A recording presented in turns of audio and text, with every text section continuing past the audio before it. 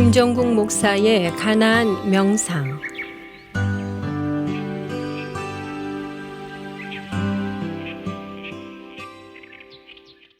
지키는 것과 따르는 것은 다르다는 거죠. 마치 아는 것과 믿는 것이 엄연히 다른 것처럼 우리는 자꾸만 그동안 우리도 모르는 중에 기독교의 가치를 지키려고 해왔던 것은 아닌가.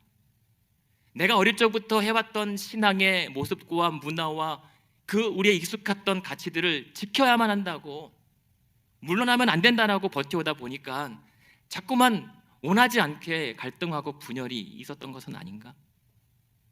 사실 우리가 해야 될 것은 기독교 가치를 지키는 것이 아니라 그 믿는 진리를 따라가야 하는데 말입니다. 그러다 보면은 사실 그렇게 따라가다 보면 우리가 아니라 우리가 믿고 따르는 진리가 사실상 우리를 지켜주는데 말입니다. 우린 그것을 믿지 못하고 우리 손으로 지켜보려고 합니다. 교회를 지키고 하나님을 지켜내고 하나님 말씀을 지켜내려고 합니다. 뭔가 착각했던 것 같아요.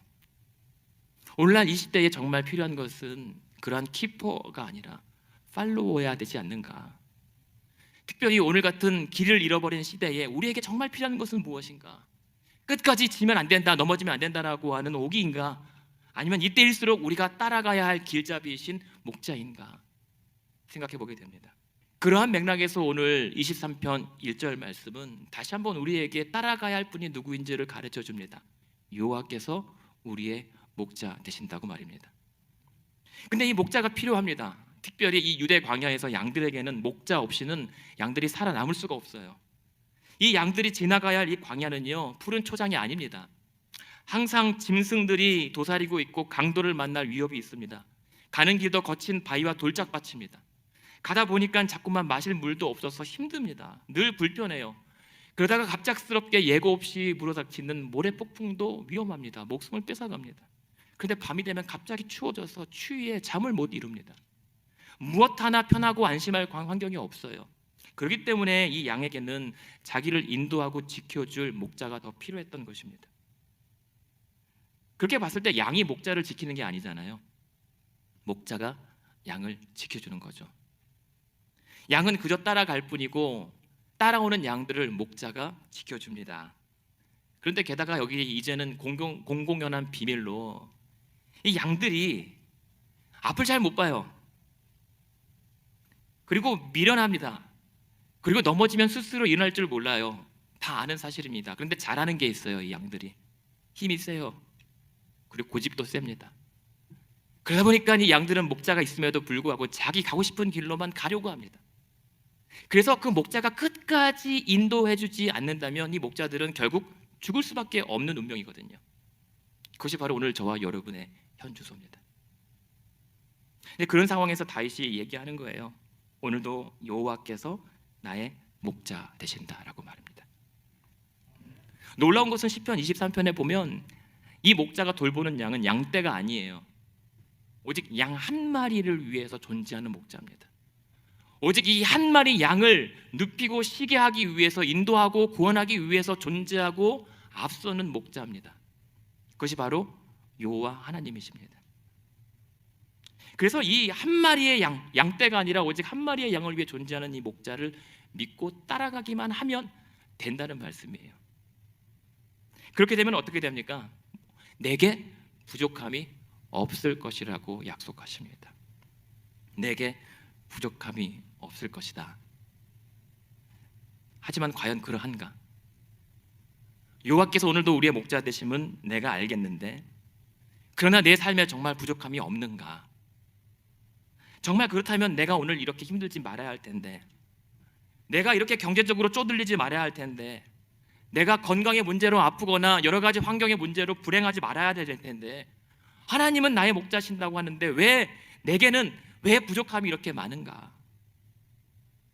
이것도 해야 되고 저것도 해야 되고 이것도 채워내야 되고 저것도 갚아 나가야 될 텐데 여호와는 나의 목자시니 나는 여전히 부족합니다라고 부르짖을 수밖에 없는 상황이, 이게 무슨 말이란 말인가 생각이 됩니다.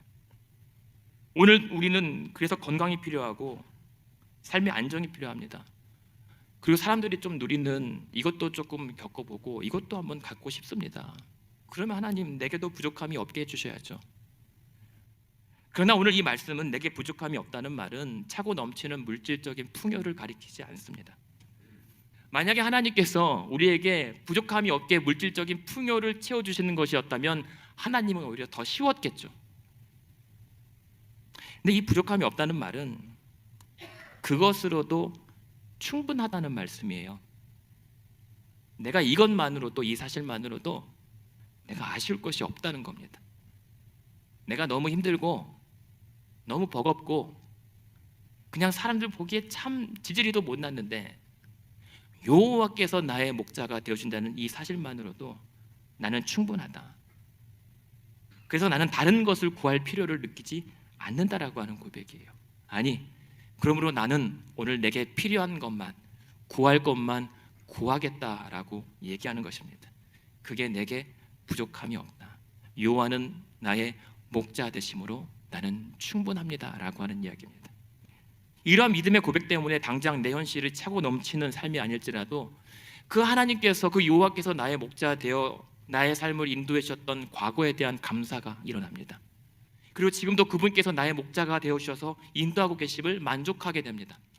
그리고 앞날도 그렇게 동일하게 나를 인도해 주실 것을 믿고 미래에 대한 확신으로 말미암아 나는 오늘도 괜찮다, 나는 오늘도 충분하다, 나는 아쉬울 것이 없다라고 고백하는 것입니다. 그것이 오늘 함께 예배하는 여러분들의 고백 되기를 바랍니다.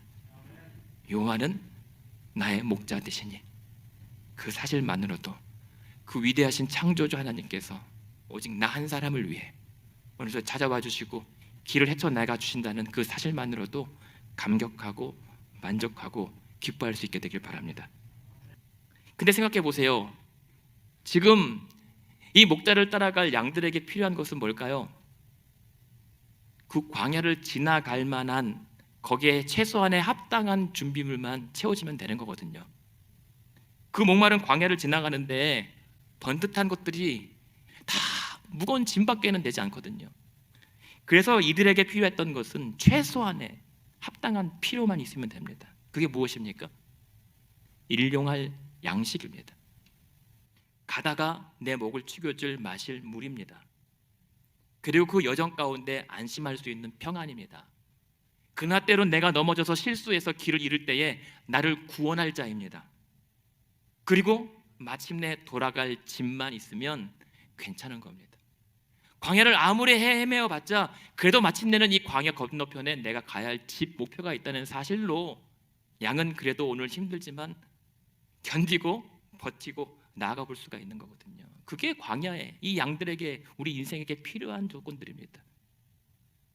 근데 언뜻 복잡해 보이잖아요. 그러면 이것도 물도 양식도 다 챙겨야 되겠구나. 그럴 때 지팡이도 내가 챙겨야 되겠구나. 혹시 모르니까 이것도 비상사태로 대비해야 되겠구나. 아닙니다. 그런데 이 다윗 성도는 그 모든 것들을 아주 단순하게 한 가지만 있으면 다 해결된다라고 얘기하는 거예요. 바로 그러므로 오늘 내게 목자가 되어주신다면, 여호와가 나의 목자가 되어주신다면 그분께서 다 이 모든 것들을 공급해주고 해결해 준다라고 하는 신앙의 고백을 하고 있는 겁니다. 다윗은 살다가 이것을 깨달았어요. 실제 시편 23편은 다윗이 언제 지었는가 하면 아마도 치열한 전쟁터를 지나고 와서 막 싸움을 마친 직후에 했을 것이다 라고 얘기해요. 혹은 혹자는 지금 노년의 왕이 되어서 이제 편안하게 살만한 이 노년기에 아들 압살롬이 아버지 자기를 배신하고 죽이려고 쫓아오고 쫓겨다니는 그 기가 막힌 상황에서 지은 시라고 보기도 합니다.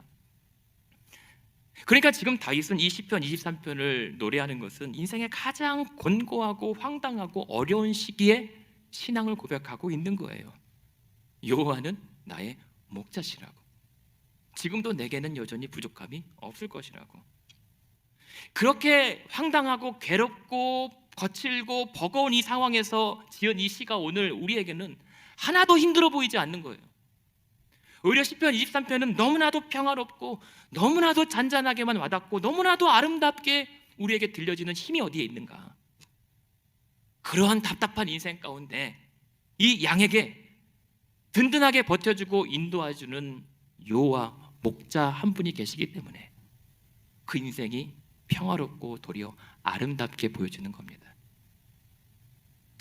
그것이 또한 그렇게 창조주 하나님께서 오늘 저와 여러분 모든 나의 목자 되어주시는 은혜입니다.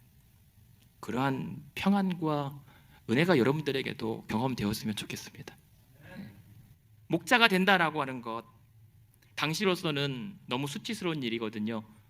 우리가 목자라고 하면은 되게 낭만적이고 목가적이지만 이때 당시에 목자가 되겠다라고 나서는 것은 엄청난 희생과 비천한 일을 감수하고 뛰어든다는 거거든요. 욕먹을 짓이라고 하는 거거든요. 3D 업적입니다. 그런데 그 일들을 여호와께서 만물의 창조되신 하나님께서 그깟 나 하나 때문에 온갖 수치와 저주를 감당하시고 내게 영생을 선물로 주시기 위하여 벌인 사건이 십자가의 대속 사건입니다.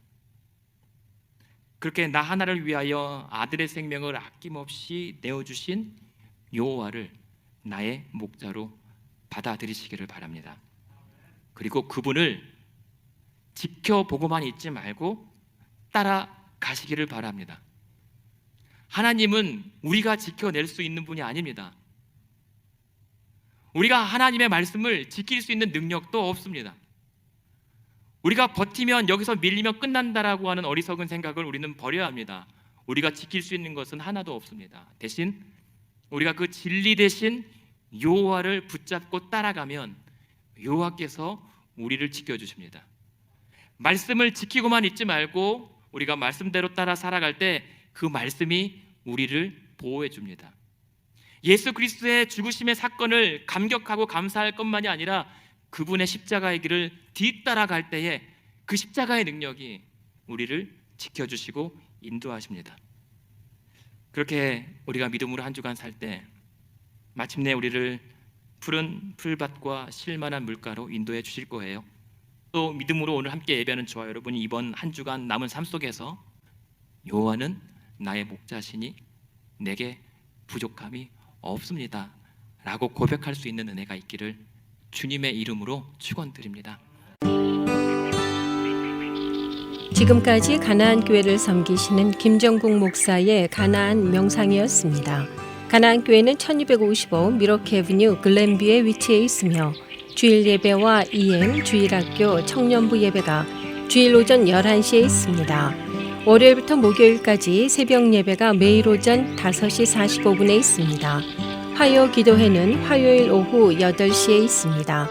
신앙 상담이나 교회에 관한 자세한 문의를 원하시면 전화 224-735-2346번으로 연락하시기 바랍니다.